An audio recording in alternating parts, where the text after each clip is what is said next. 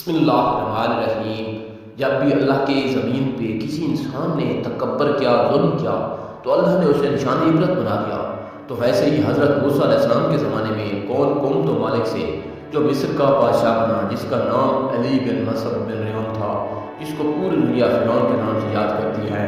وہ انسانوں پہ ظلم کرتا تھا اور جو لوگ غریب تھے ان کا حق کھاتا تھا اور سخت مزدوریاں اور کم اجرت دیتا تھا، اور جو انسان اس کا غلام نہیں بنتا تھا اس کو قتل کر دیتا تھا۔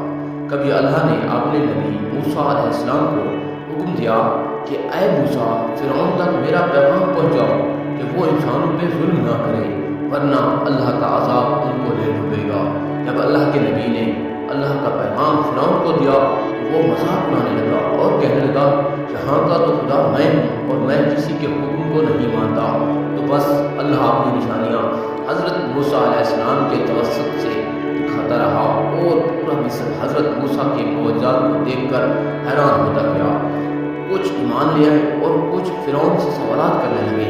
بالآخر فرعون موسیٰ علیہ السلام کے معجزات کو دیکھ کر اس بات تک آ پہنچا کہ آج میں موسیٰ علیہ السلام اور اس کی قوم بنی اسرائیل کو قتل کر دوں گا۔ اللہ نے اپنے نبی موسیٰ علیہ السلام تک پیغام پہنچایا کہ اے موسیٰ، رات میں اپنی قوم کو لے کے اس شہر سے نکل جا۔ تو جو حضرت موسیٰ علیہ السلام اپنی قوم بنی اسرائیل کو لے کے وہاں سے جانے لگا۔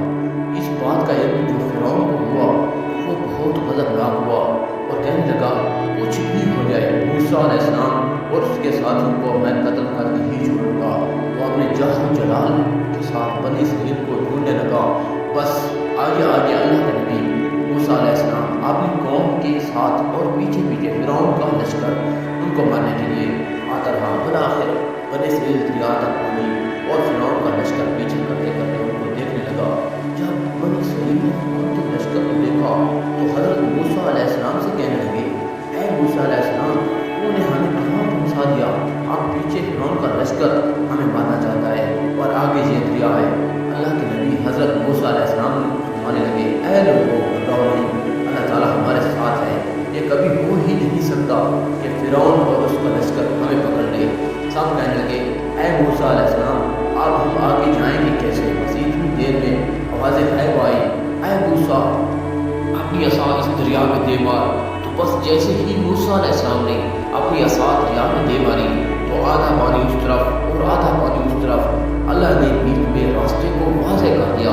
تو بنی اسرائیل کے کچھ قبائل کے لوگ کہنے لگے، اے موسیٰ علیہ السلام، ہماری آپس میں بالکل نہیں بنتی، اپنے خدا کو کہے کہ ہمارے لیے الگ الگ راستے بنائے۔ اللہ کے نبی موسیٰ علیہ السلام نے اس دریا میں 12 جگہوں پہ عصا ماری اور 12 الگ الگ راستے بنے، اور وہ دوبارہ قبائل الگ الگ ہو کر دریائے نیل سے جانے لگے۔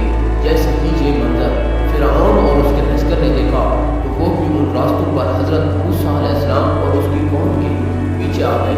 جیسے ہی موسیٰ علیہ السلام بنی اسرائیل کے ساتھ دریا کے اس طرف پہنچے تو پیچھے دیکھا کہ بیچوں بیچ فرعون اور اس کا لشکر موجود تھا۔ تو اللہ تعالیٰ نے پانی کو پھر سے حکم دیا، اب ویسے ہو جا جیسے پہلے تھا۔ تو بس پانی پھر سے مل گیا اور فرعون اور اس کا لشکر ڈوب کے مرنے لگا۔ یہ پورا منظر حضرت موسیٰ علیہ السلام اور اس کی قوم دیکھ رہے تھے، اللہ کا شکر ادا کر رہے تھے، اور اتنی دیر میں فرعون چیخ کے کہنے لگا، میں بھی موسیٰ اور ہارون کے اللہ کو تسلیم کرتا ہوں، میں بھی مان لاتا ہوں کہ موسیٰ کا اللہ بڑی قدرت والا ہے۔ اتنی دیر میں آواز غیب آئی کہ اے فرعون، اب ایمان لاتا ہے جب وہ دوزخ کی دہلیز تک پہنچا ہے۔ اے فرعون، ہم تیرے تکبر اور تیری لاش کو آنے والے لوگوں کے لیے عبرت کا نشان بنائیں گے، تاکہ ہر انسان یہ جان لے کہ زمین پہ انسان کو تکبر راس نہیں آتا۔ آج بھی اللہ نے فرعون کی لاش کو نشان عبرت بنا کے رکھا ہے۔ بے شک جس انسان نے تکبر کیا، انسانوں پہ ظلم کیا، وہ اللہ کی رحمت سے دور ہو کر دوزخ